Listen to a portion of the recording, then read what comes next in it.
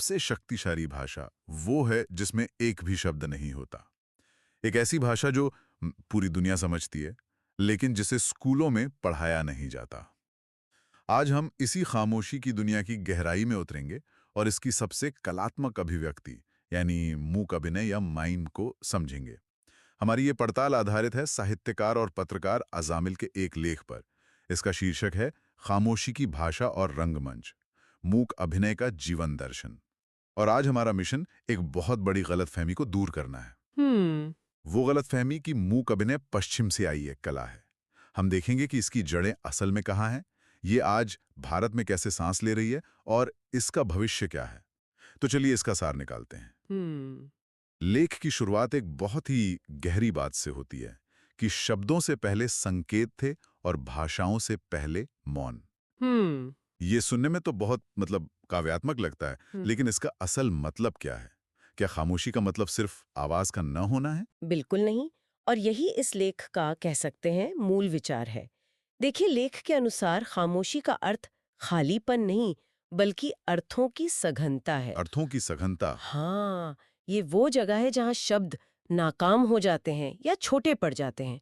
सोचिए, जब कोई बहुत गहरे दुख में होता है या किसी को ऐसी खुशी मिलती है जिसकी कल्पना भी ना की हो, तो अक्सर उसके मुंह से शब्द नहीं निकलते। सही बात है। शरीर खुद भाषा बन जाता है। झुके हुए कंधे, नम आंखें या खुशी से फैला हुआ चेहरा, ये सब शब्दों से कहीं ज्यादा कह जाते हैं। ये तो मैंने कभी इस तरह सोचा ही नहीं था। हम्म। लेख में कश्मीर की कली फिल्म के एक मशहूर गीत का जिक्र है, हाँ। इशारों इशारों में दिल लेने वाले। जी। हम सब ने इसे एक रोमांटिक गाने की तरह देखा है, हम्म। पर ये तो असल में उस हुनर की तरफ इशारा कर रहा है जहां भाषा की जरूरत ही नहीं पड़ती। आपने बिल्कुल सही पकड़ा। ये उस सार्वभौम भाषा की बात करता है जो हम सब एक तरह से जन्म से जानते हैं। हम्म। अजामिल लिखते हैं कि जो संकेत भारत में समझा जाता है, जैसे भूख लगने पर पेट पर हाथ रखना, हाँ। वही संकेत अफ्रीका या अमेरिका में भी समझा जा सकता है। इसे सीखना नहीं पड़ता, सिर्फ महसूस करना होता है। लेकिन एक तर्क ये भी हो सकता है कि मौन की व्याख्या तो हर कोई अपने हिसाब से कर सकता है। क्या इसमें गलतफहमी की गुंजाइश शब्दों से ज्यादा नहीं होती? जहां शब्द बिल्कुल साफ हो सकते हैं, वहीं खामोशी का मतलब तो कुछ भी निकाला जा सकता है। बहुत दिलचस्प सवाल है। और यह सच है कि खामोशी की व्याख्या के कई स्तर हो सकते हैं, लेकिन मूक अभिनय के संदर्भ में यह अस्पष्टता नहीं बल्कि कला है। कलाकार अपने शरीर को इतने अनुशासन में साध लेता है कि उसका एक एक इशारा, एक एक भाव वो सटीक अर्थ देता है। अच्छा। जैसे एक चित्रकार रंगों से तस्वीर बनाता है, वैसे ही एक मूक कलाकार खामोशी और हरकतों से मन में एक स्पष्ट तस्वीर बना देता है। लेख में एक बहुत अच्छी पंक्ति है, जहां खामोशी बोलती है, वहां सारी भाषाएं चुप हो जाती हैं। ठीक है। तो इस खामोशी और इन इशारों को जब एक कला के रूप में मंच पर लाया जाता है, तो उसे मूक अभिनय कहते हैं। लेकिन यहीं पर वो गलतफहमी आती है जिसका जिक्र हमने शुरू में किया था।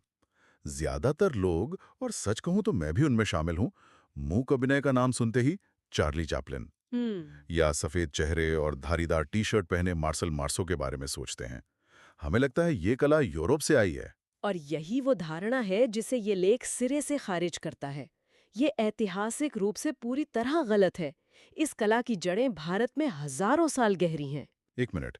तो हम जिसे चार्ली चैपलिन या मार्शल मार्सो की कला समझकर सराहते आए हैं, उसकी जड़ें असल में हजारों साल पहले भरत मुनि के नाट्यशास्त्र में हैं। बिल्कुल। ये तो पूरी धारणा ही बदल देता है। इसका मतलब है कि ये कला हमारे लिए विदेशी है ही नहीं। बिल्कुल, ये हमारी अपनी विरासत है, जिसे शायद हम भूल गए हैं।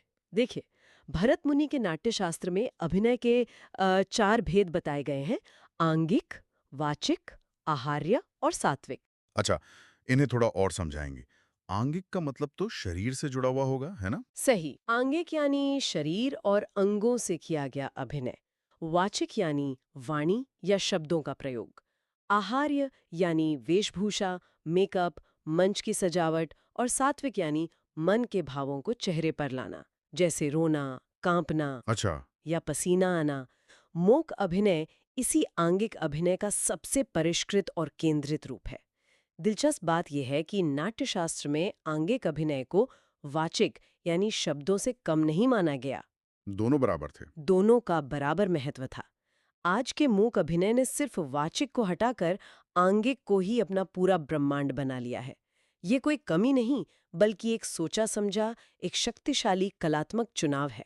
इसका सबसे अच्छा उदाहरण तो शायद हमारे शास्त्रीय नृत्य हैं, है ना? बिल्कुल, हमारे शास्त्रीय नृत्य इसका सबसे जीवंत और समृद्ध प्रमाण है। कथकली, भरतनाट्यम, ओडिशी को देखिए।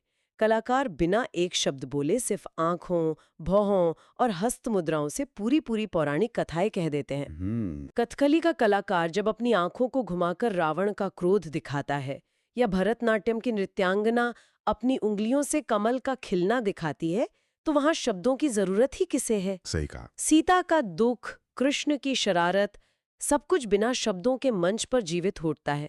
ये मूक अभिनय ही तो है अपने सबसे भव्य रूप में। तो ये सिर्फ एक प्राचीन विरासत नहीं है, बल्कि एक जीवित कला है। आज के भारत में इसकी क्या स्थिति है? क्या ये सिर्फ शास्त्रीय नृत्य तक ही सीमित है गई है, या एक स्वतंत्र कला के रूप में भी इसकी कोई पहचान है? स्वतंत्रता के बाद इसने अपनी एक स्वतंत्र पहचान बनाई है। ये अब किसी नाटक का छोटा सा हिस्सा नहीं, बल्कि एक पूरी तरह से स्वतंत्र कला के रूप में उभरी है।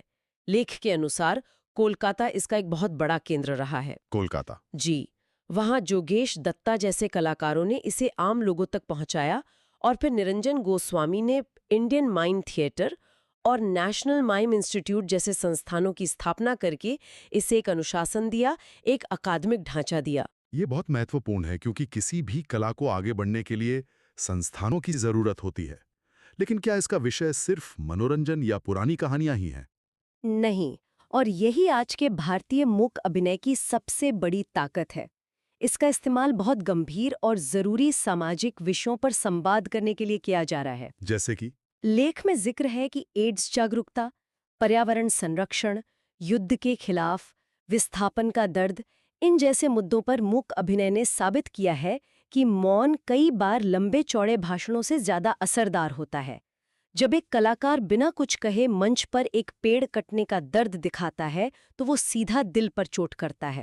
ये कला अब सिर्फ कोलकाता तक सीमित नहीं है, बल्कि दिल्ली, मुंबई और तेलंगाना जैसे क्षेत्रों में भी अपनी जगह बना रही है। लेख में कुछ प्रमुख कलाकारों को मौन के साधक कहा गया है। ये शब्द ये अपने आप में बहुत कुछ कहता है। ये कौन लोग हैं जो इस कला को आज भी जिंदा रखे हुए हैं? जी, निरंजन गोस्वामी का नाम सबसे पहले आता है, जिन्हें लेख भारतीय मूक अभिनय का स्तंभ कहता है।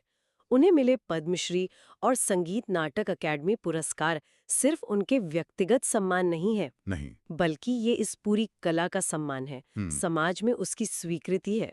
उनके अलावा जोगेश दत्ता, श्रीकांत बोस और दक्षिण भारत में मधुसूदन का भी अहम योगदान है। और शायद एक नाम और है जिसका जिक्र बहुत प्रेरणा देता है। हाँ, और वो कहानी सच में दिल छू लेती है। असम के मोइनुल हक।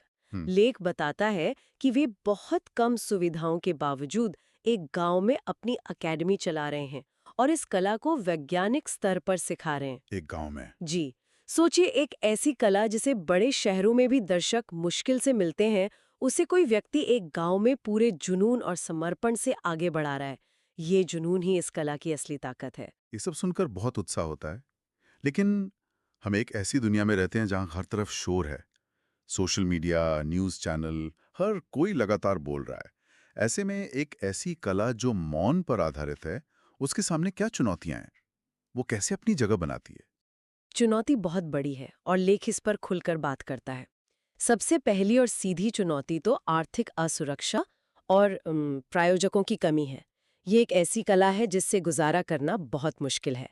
दूसरी चुनौती जिसका आपने जिक्र किया वो है ध्यान खींचने की। शोर के बीच खामोशी को कौन सुनेगा? लेख में समर्पित पटकथाओं के अभाव की भी बात है। इसका क्या मतलब है? क्या कलाकार हर बार अपनी कहानी खुद बनाते हैं, या फिर किसी और नाटक को बिना शब्दों के पेश करने की कोशिश करते हैं? दोनों ही होता है, और यही असली चुनौती है। जब कोई कलाकार शेक्सपियर के नाटक को बिना शब्दों के करता है, तो लोग उसकी तुलना मूल से करने लगते हैं और कहते हैं कि इसमें वो बात नहीं थी। और जब कलाकार बिल्कुल नई मौलिक कहानी बनाता है, तो कई बार दर्शक उससे तुरंत जुड़ नहीं पाते, क्योंकि उसका कोई संदर्भ नहीं होता। एक अच्छी माइम स्क्रिप्ट लिखना अपने आप में एक बहुत बड़ी कला है, जो कहानी भी कहे और शब्दों की कमी भी महसूस न होने दे। और शायद सबसे बड़ी चुनौती दर्शकों की समझ की होगी। बिल्कुल। लेख के अनुसार ये सबसे बड़ी चुनौती है। कई बार लोग इसे एक गंभीर कला न मानकर सिर्फ एक कौतुक, एक सर्कस का एक्ट या बच्चों का खेल समझ लेते हैं। अच्छा। वे इसे अजीब सी चीज मानकर हंसते हैं, जबकि मंच पर शायद कोई बहुत गहरी, दर्दनाक कहानी चल रही हो। ये नजरिया बदलना सबसे जरूरी और सबसे मुश्किल काम है। तो एक तरफ आर्थिक असुरक्षा है, दूसरी तरफ दर्शकों की सीमित समझ। ये तो बहुत निराशाजनक तस्वीर लगती है। क्या इस कला का भविष्य सिर्फ कुछ जुनूनी लोगों के कंधों पर ही टिका है, या कोई उम्मीद की किरण भी है? लेख उम्मीद की किरण दिखाता है। वैश्विक स्तर पर ये कला फिजिकल थिएटर के रूप में विकसित हो रही है, जिसमें मूक अभिनय के साथ नृत्य, कलाबाजी और विजुअल आर्ट्स सब मिल जाते हैं। ये इसे एक नया और कह सकते हैं व्यापक रूप दे रहा है। फिजिकल थिएटर, क्या इसका कोई ऐसा उदाहरण है जिसे हमारे श्रोताओं ने शायद देखा हो, जैसे कोई प्रसिद्ध नाटक? जरूर। सर्क डू सोलेल के कई एक्ट्स फिजिकल थिएटर का बेहतरीन उदाहरण है, जहां कहानी शरीर की हरकतों से कही जाती है, डायलॉग से नहीं। भारत में भी कई थिएटर ग्रुप्स अब इस दिशा में काम कर रहे हैं। लेकिन जो सबसे आशाजनक बात लेख में बताई गई है, वो ये है कि भारतीय कलाकार अब सिर्फ मार्शल मार्सो जैसी पश्चिमी शैलियों की नकल नहीं कर रहे हैं। अच्छा, तो वे क्या कर रहे हैं? वे अपनी जड़ों की ओर लौट रहे हैं।